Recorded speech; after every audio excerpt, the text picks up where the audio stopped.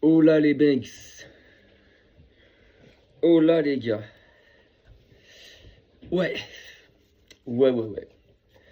Frérot, nuit agitée, nuit compliquée.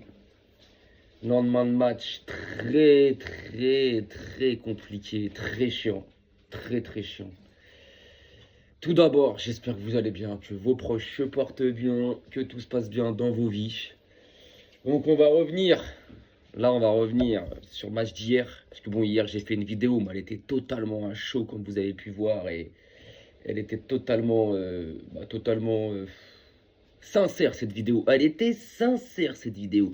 Je pense que je pouvais pas faire plus sincère que ce que j'ai fait hier. Petit café, très important. Je pense que je pouvais pas faire plus sincère que j'ai fait hier, les gars. Je vais essayer de ne pas revenir sur. Non, tu vas là-bas. Là, c'est bon. Je vais essayer de ne pas revenir sur. Alors, ça va être compliqué, mais sur l'arbitrage, les gars, parce que de ce qu'on voit hier, depuis le coup de sifflet final, c'est que. Bah ouais, le Barça s'est fait voler, les gars. Le Barça s'est fait voler. C'est ce qu'on voit hier depuis le coup de sifflet, c'est ce qu'on voit du CTA, le comité technique des arbitres espagnols, de ce qu'on voit de la Liga, de beaucoup d'anciens arbitres de Liga qui sont choqués de ce qui s'est passé sur le but de Girona, les mecs. Hein. Voilà, faut bien revenir à ça. L'année dernière, dites-vous que Jules Koundé, donc le Rayo Vallecano, fait une faute. Alors, je vais pas dire similaire parce que genre, il lui marche sur le gros doigt de pied. Derrière, on récupère, on marque. Le même arbitre Sotogrado était parti à la VAR, annuler le but du Barça. Voilà. Et là, par contre, Jules Koundé se fait retourner sa cheville. Sotogrado, le même arbitre, ne va pas avoir de VAR, rien du tout. Il valide le but. Donc après, on va dire qu'on est fou, qu'on est haineux, qu'on est chauvin. Mais à un moment donné, c'est bon en fait. L'Atlético, il y a ce hors-jeu. Il y a ce hors-jeu imaginaire, je sais pas pourquoi. Il y a ce hors-jeu. Et là, en fait, en l'espace de 5 jours, on a eu trop de dingueries en fait. Trop de dingueries. Maintenant, je vais revenir sur notre équipe. C'est aussi ça l'important, les gars. Un match de foot, ça joue avec 11 joueurs sur le terrain. Et les gars, je me suis rendu à l'évidence de quelque chose. Je pense qu'il va falloir que Flink arrête avec la ligne haute. Je pense qu'il va falloir qu'il arrête parce qu'il est en train de tuer son équipe. Il est en train de tuer notre équipe. Il est en train de tuer son équipe. Défensivement parlant, je parle pas offensivement parce qu'offensivement, le Barça, alors, à part hier, sinon le Barça a toujours marqué en Liga à part hier. Offensivement, on est toujours bon. Au milieu, c'est toujours fort. C'est pas le problème offensif. Alors, par contre, il faut que tu arrêtes avec Ferran Torres aussi. Mais défensivement, les mecs, il faut que tu l'arrêtes avec sa ligne haute. Concrètement, parce que je vous le dis clairement, en Ligue des Champions, jamais tu la gagneras, jamais tu la regagneras en ayant une ligne aussi haute que ça. Ce n'est pas possible. À chaque fois, nos défenseurs centraux ou nos arrières latéraux sont obligés de faire des courses vers leur but à eux de 50-60 mètres. Ce n'est pas possible, ce n'est plus possible. Hier, Koundé, il était rincé, les mecs. Il était rincé. Vous avez vu, à un moment donné, il fait un retour salvateur à la 80. Je crois que c'était dans le temps additionnel. Il fait un retour et monstrueux. Respect à lui sur ce coup-là. Respect à lui. Hein. Il fait un retour. Déjà, il fait une course offensive de 40-50 mètres. Et derrière, il fait un retour défensif de 60 mètres. Et il enlève le ballon à l'attaquant de Girona, qui potentiellement pouvait se procurer une énorme occasion et peut-être là mettre le troisième but. Et Koundé, vous avez vu après sur cette occasion-là, quand il y a cette occasion-là, Garcia récupère le ballon. De base, on relance vite. Koundé ne pouvait même pas demander le ballon, les mecs. Il pouvait plus demander le ballon, il n'arrivait plus. Il s'est carrément mis les deux mains sur les genoux. Il pouvait plus avancer. Mais c'est logique. Quand tu as une ligne haute comme ça, les gars, à la ligne médiane, au milieu de terrain, les gars, ça veut dire sur chaque contre-attaque de l'équipe adverse, bah, tes défenseurs centraux et tes latéraux font des courses inversées vers leur but de 50-60 mètres. C'est pas possible. Que t'en fasses une, deux par match à haute intensité, ok, c'est ton rôle. Mais nous, au Barça, ils en font 25 ou 30 par match. Ce n'est pas normal. Donc à un moment donné, tu vas encaisser. À un moment donné, tu vas être dépassé. Et tu vas être cuit. La défense, elle est morte. Voilà pourquoi hier, je n'ai pas compris la non-titularisation de Gérard Martin, de Cancelo. Gérard Martin, respect à lui, je pense qu'hier, Gérard Martin, c'est peut-être le seul qui défensivement a été costaud. Les autres dépassés, fatigués, épuisés. Ils pouvaient plus, ils peuvent plus, je pense. Et Flinch, qui est au bord du terrain, il doit le voir. Et je refuse de croire qu'il n'a que ça comme tactique. Il doit le voir. Essaye de nous faire un match. Essaye, en moins, essaye. Essaye, s'il te plaît, donne-nous ce droit d'essayer, de faire un match avec une ligne défensive, au pire, dans ta moitié de terrain à toi. Voilà. Comme tout, à peu près comme toutes les défenses. On sait que le Barça aime bien défendre haut. Dans l'histoire du club, ça a toujours été à peu près l'ADN du club. De défendre haut pour récupérer les ballons hauts et étouffer l'adversaire. Mais jamais autant. Jamais autant, les mecs. Jamais autant. Jamais autant, les frérots. Jamais. Là, c'est tous les matchs, durant tout le match. T'es à la ligne médiane. Même quand tu mènes au score, t'as pas besoin.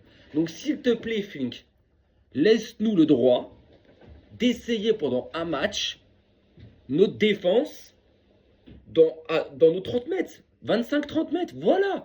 Dans notre moitié de terrain à nous. Pour voir ce que ça donne. Oui, ok, tu auras une équipe moins haute sur le terrain. T'auras le pressing, ça n'a rien à voir avec ça. Attention. Le pressing, tu peux l'avoir avec ça aussi. Ça n'a rien à voir.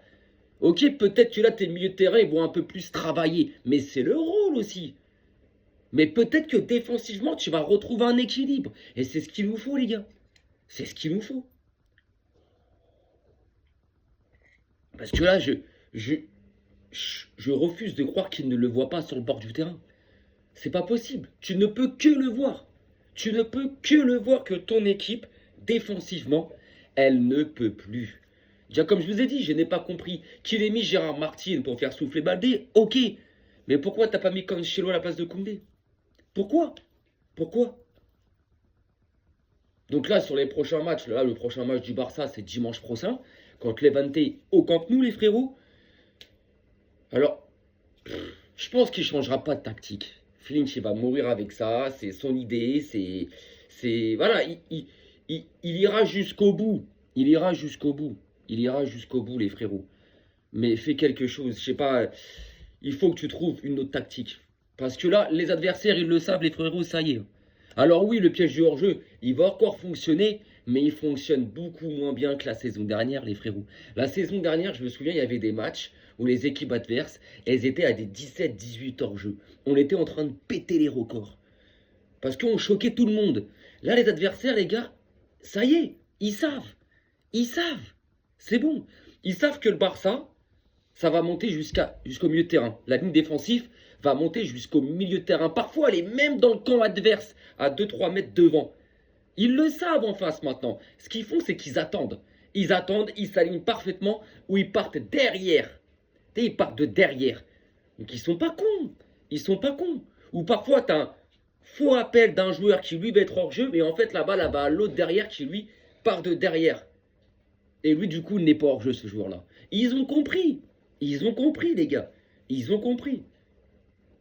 Joue ça là. Joue en Ligue des Champions avec une défense comme ça. Tu referas la même chose qu'on a fait l'année dernière contre l'Inter. T'encaisseras autant de buts. Donc en fait, c'est quoi? Faut qu'on se tue pour marquer un but de plus que l'adversaire? Non, non. Hier, voilà, hier je m'attendais je m'attendais à un sursaut d'orgueil de nos joueurs. Je m'attendais à des joueurs vas-y, qu'ils ont la dalle. Qu'ils ont la dalle. Je l'ai vu par moments, mais c'est tout. Mais pas tout le temps. Je suis pas content. Je suis pas content. Le retour de Rafinha, il a fait du bien, on l'a senti, parce que Rafinha, il presse, il a fait des retours défensifs, il presse, tu sens que c'est lui qui... Voilà, mais on a deux occasions en début de match. Oh là là, ça me hante. On a deux occasions en début de match, les mecs, à 0-0, dont une de Rafinha et une de Lamine Yamal. Pas le penalty, je parle pas du penalty, hein. Mais les deux occasions qu'on a, normalement, c'est dedans. Celle de Rafinha, oh là là, il est tout seul. Il crochette et il a le but ouvert. Il a le but ouvert. Pourquoi t'ouvres pas ton pied? Ouvre ton pied au deuxième poteau, il n'y a personne. Le but, il est énorme. Et Lamine Yamal,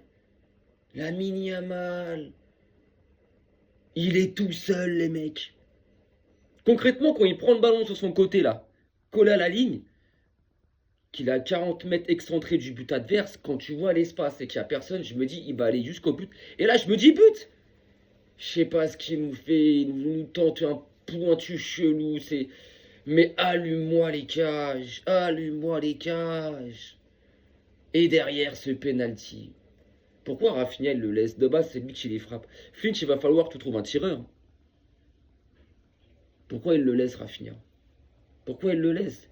Peut-être qu'il sentait que Lamine Yamal avait besoin de confiance, Pourquoi il le laisse? Prends-le. L'autre fois, je sais plus c'est quel match contre Villarreal. On en a un à la 98e minute de jeu. Il le prend. Il donne la victoire. Ou c'est contre le Celta Vigo l'année dernière, lors du 4-3. Il le prend, il allume les cages à la 98e minute de jeu, je parle de Rafinha. Et là, 0-0 à la 30e, tu le prends pas. Mais donc, poteau. Poteau. Voilà, poteau, c'est après, voilà, tu regardes le match au milieu de terrain, Olmo, waouh, ça a été très compliqué. De Jong, De Jong, j'ai l'impression qu'il n'y a pas Pedri, le gars il est perdu. De Jong, j'ai l'impression qu'il n'y a pas Pedri, le mec il est perdu. Il n'y arrive pas. En fait, De Jong, à côté de lui, il lui faut un mec qui travaille encore plus que lui. Il lui faut un mec qui ressorte du pressing. Il lui faut un mec qui nous sorte du pressing. Donc Pedri, en fait, tu vois. Qui lit le milieu, l'attaque. Pedri, en fait. Je comprends pas. Ferran Torres. Quand est-ce qu'on va s'arrêter avec lui? Quand est-ce? Hier, j'ai pas compris qu'à la 72e minute de jeu, il était encore sur le terrain. J'ai pas compris. Je comprenais pas que Flink, hier, à la 71e minute de jeu, il avait fait pratiquement aucun changement. Comment tu peux laisser Ferran Torres jusqu'à la 71e? Il a été affreux. Affreux, les gars. Des contrôles loupés. Aucun appel de balle. Des remises, mais tu pleures ta mère. Mais tu pleures ta mère. Tu te dis, ça, c'est professionnel. Ça joue FC Barcelone. Je sais même pas si le mec il est titulaire à Châteauroux, frérot. Je sais même pas s'il est titulaire à Châteauroux, le type. Combien de temps? Dans des matchs comme ça, frérot, à un moment donné, il faut arrêter. Oui, c'est bien entraîné. Fais-moi jouer Lewandowski. Fais-moi jouer Lewandowski. Ah non, mais ouais. Rafinha, bon, il l'a fait sortir, mais pourquoi le faire sortir aussitôt? Pourquoi le faire sortir aussitôt dans le match?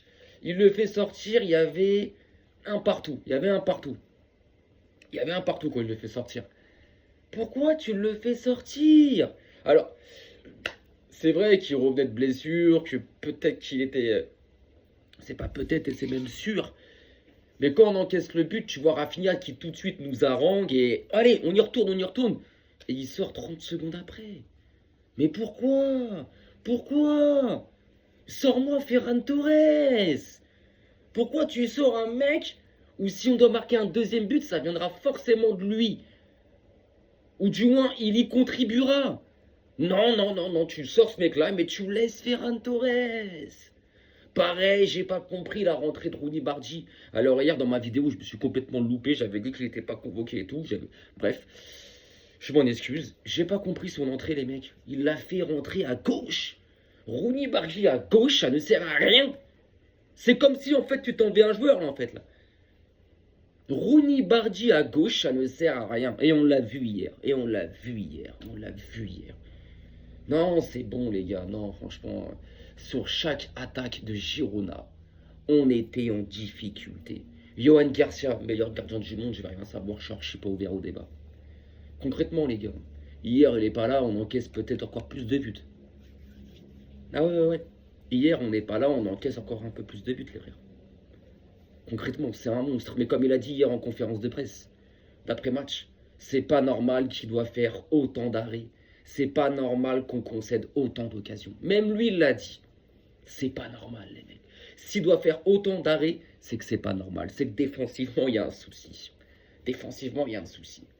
Alors on va dire oui, mais ça commence en premier par les attaquants qui doivent eux presser, nanani, nanana. Après les milieux et après là la défense. Ouais, mais à un moment donné, wow, il y a des actions, c'est concrètement à cause de cette ligne défensive que tu te fais prendre dans ton dos, que tu te fais avoir. Tout simplement, tout simplement. Donc là, oui, le Real de Madrid a repris cette première place. Alors on le sait très bien par rapport à quoi et grâce à quoi qu'ils sont premiers. Je ne vais pas revenir sur ça. L'arbitrage en Espagne, c'est une dinguerie. Mais une dinguerie, les frérots. C'est lunaire ce qui se passe. Hein. C'est lunaire, c'est lunaire, c'est lunaire. Mais enfin bref, on va pas abdiquer dès le 17 février. Hein. Il reste quand même encore 3 gros mois de compétition. Il reste encore une grosse quinzaine de matchs en Liga, dont un Classico. Donc le Real ne prendra pas tous ces points-là. À nous de retrouver cette série qu'on avait faite, sur laquelle on était, parce que là maintenant c'est sur les 22 derniers matchs, c'est 19 victoires, 3 défaites, dont 2 consécutifs. Donc 2 consécutifs, toutes compétitions confondues, parce qu'il y en a une en Coupe du Roi et là en championnat. Donc faut qu'on retrouve ça. Il n'y a pas de raison. Là, on va réenregistrer la semaine prochaine. Quoi, la semaine prochaine, on y est. Dimanche à 16h15, on joue contre l'Evente au Camp Nou. On va enregistrer le retour de Pedri, de Rashford. Et Gavi, encore une semaine, il sera là aussi. Ça va nous faire du bien, je pense. Ça va nous faire du bien, les gars. Il faut dire ce qui est. Ça va nous faire du bien, bien sûr. Donc, je ne vais pas lâcher ce que je disais. Je pense que le Barça, et je vais le maintenir, le Barça sera champion d'Espagne. Mais je peux vous jurer que jusqu'à la fin de saison, ça va être un combat. Ça va être un combat déjà contre nous-mêmes, notre tactique, mais un combat contre eux. Contre le Real et les arbitres. Oui, il faut le dire, faut le dire. Parce que là, c'est trop. Là, c'est trop. Comment tu fais pour valider ce but-là? Comment il a fait, les mecs? Pourquoi il n'est pas parti voir le VAR, en fait? Pourquoi? L'année dernière, quand on écrase un minima le doigt de pied, quand Koundé il écrase le petit doigt de pied, derrière on marque, tu vas voir la VAR, t'annules le but, le même arbitre, Soto Grato, et là rien du tout. Comment? Mais comment? Pourquoi? Et il y a pénalty sur De Jong à la 97e, les frérots. Il y a pénalty. Si tu siffles les 2 pénaltys sur Vinicius samedi, là contre De Jong tu siffles pas. Contre De Jong tu siffles pas. Il a charge dans le dos, il était devant l'action. Mais bon, ça on le savait les gars, c'est pas une excuse. Mais bon, Flink, il va vraiment falloir que tu... Flink, il va vraiment, mais vraiment falloir, Flink, que tu revoies cette tactique de défense haute, parce que je te garantis qu'en Ligue des Champions, tu iras nulle part. Ah, tu feras peut-être des gros matchs, des belles remontadas, des gros scores et tout, mais défensivement, t'encaisseras. T'encaisseras, parce qu'en Ligue des Champions, les équipes, elles sont méchantes. Elles sont méchantes. Oui, l'année dernière, on a prouvé qu'on était capable, avec cette ligne haute, de sortir des gros matchs, de battre des gros, etc. Mais quand même, là, concrètement, tu joues contre une équipe avec cette ligne haute, je te parle. Pas du Real, parce que le Real, on les a cognés avec cette ligne haute, c'est pas un problème. Il y a des équipes qu'on a réussi à bien entamer le match. Tu prends le match au mois d'octobre contre le PSG, où on mène 1-0 jusqu'à la 38e minute de jeu. Pendant 25-30 minutes, on les domine, on les saccage, on les balade en termes de football. On est au-dessus d'eux, avec cette ligne haute. Et d'un coup, nos joueurs se relâchent. Paris égalise. Terminé. Plus rien. Merci, au revoir. Basta. On lâche tout bêtement. Là, concrètement, demain, avec cette ligne haute, tu joues Bayern. Tu joues City. Enfin, peut-être pas City, mais tu joues Bayern. Tu joues même United, on se fait fouetter. On se fait fouetter. Alors peut-être pas, mais il y a de grandes chances parce que cette ligne haute, elle te met en danger. Et nos défenseurs sont morts. Ils sont morts les mecs. Ils n'arrivent plus à faire les retours défensifs. Hier, quand tu les voyais revenir en courant, ils en pouvaient plus. Ils en pouvaient plus. Et le pire, c'est qu'il ne sort pas Koundé. À aucun moment, il te sort Koundé pour faire entrer Cancelo. Alors que c'est criant quand même. Hein. Non, non, ok, d'accord. Vas-y, on s'y. Hein. T'as raison. T'attends quoi qu'on encaisse le troisième but? Bah, vas-y. T'attends quoi que Koundé se blesse concrètement? Ils sont tous morts.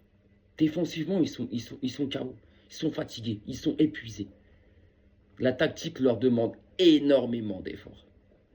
Énormément d'efforts. Alors je pense que le retour de Pedri, les retours de Rashford, la Rafinha qui n'est pas encore à 100% parce qu'il est en blessure, je pense que ces retours vont donner un souffle frais au Barça, de Gavi aussi surtout. Mais ce qu'il faudrait, c'est qu'il fasse souffler en défense. Il faut qu'il fasse souffler. Christensen, là, je sais pas, j'ai entendu qu'il devrait revenir dans d'ici peu de temps. Il faut qu'il fasse souffler. Il faut qu'il fasse jouer beaucoup plus de fois sur les côtés Cancelo et Gérard Martin. Dans l'axe, il faut qu'il refasse jouer Araujo et Christensen. Et c'est là qu'on se dit pourquoi ils ont laissé partir Emiliano Martinez. Ouais. Pourquoi? Pourquoi? T'avais une solution. T'avais des solutions. Là, non, il n'y a pas de solution. Il n'y a pas de solution. Donc là, il va falloir qu'à un moment donné, là, qu'il fasse jouer Cancelo sur les côtés avec Gérard Martin, que dans l'axe, il nous met du Araujo avec Kubalsi, ou Araujo avec Garcia, ou Araujo avec Christensen, mais qu'il fasse souffler. Concrètement, qu'il fasse souffler. Parce que c'est plus possible. C'est plus possible. C'est plus possible. C'est plus possible, les mecs. C'est plus possible. Défensivement, on le sent et ça se voit. Nous sommes à la ramasse. On est cuit. Chaque équipe contre nous sait qu'elle va avoir énormément d'occasions ou de situations de but.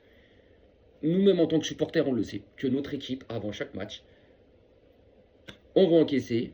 Ou du moins, il y a un moment donné dans le match, on va subir. C'est pas normal.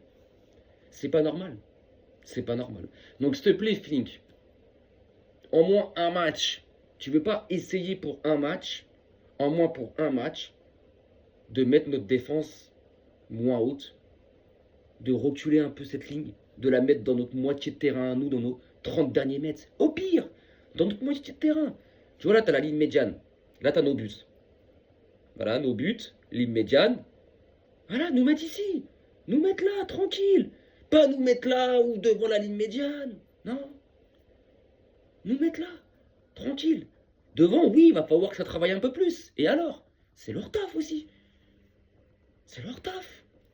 Non, parce que là, je te le dis. Là, en Ligue des Champions, tu vas nulle part. Tu vas nulle part. Tu vas peut-être sortir des gros matchs, te qualifier, aller peut-être assez loin, mais tu ne pourras pas la gagner. Tu ne pourras pas la gagner. À part si toutes les planètes sont totalement alignées. Mais tu ne pourras pas la gagner comme ça. Pas avec une ligne haute en haute. C'est pas possible. C'est pas possible. C'est pas possible. Alors après, est-ce que en fait ce sont après aussi les joueurs, le niveau des joueurs qui ne sont pas adaptés au niveau de flic? J'en entends qui disent ça, je sais pas. Je pense que tu mets n'importe quel défenseur dans ce système-là, à un moment donné, tu t'es épuisé. À un moment donné, tu t'écroules. C'est logique. Tu ne peux pas faire que ça, les mecs. Tu peux pas. Ce n'est pas possible. Et respect à nos défenseurs, en fait. De pouvoir faire autant de courses à haute intensité. Au moins 50 fois dans le match, sur 50-60 mètres. Mais respect à nos défenseurs. Respect à eux. Donc voilà, après, t'en as, oui, ils disent, ouais, mais c'est peut-être le système de Flick qui n'était pas adapté. C'est le niveau des joueurs qui n'est pas adapté à cette tactique. Mets-moi n'importe quel défenseur dans cette tactique-là, durant tout le temps, à un moment donné, ça ne fonctionnera plus.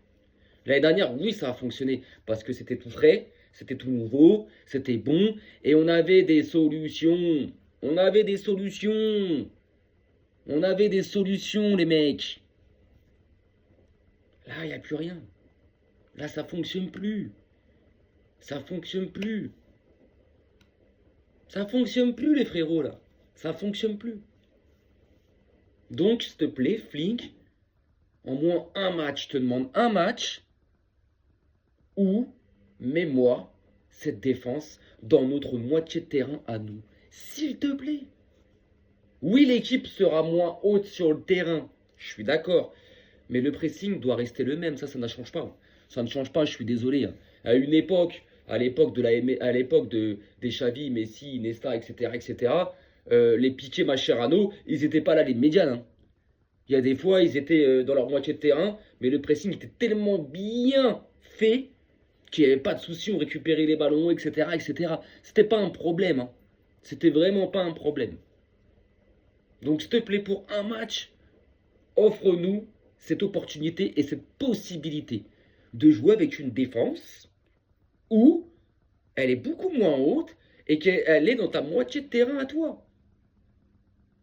Déjà, tu permettras à tes défenseurs de souffler aussi, d'arrêter de faire des courses de ouf. Et petit à petit, ils monteront automatiquement. Parce que là, non, là, c'est plus possible. Et tu le vois, de toute façon. Tu le vois.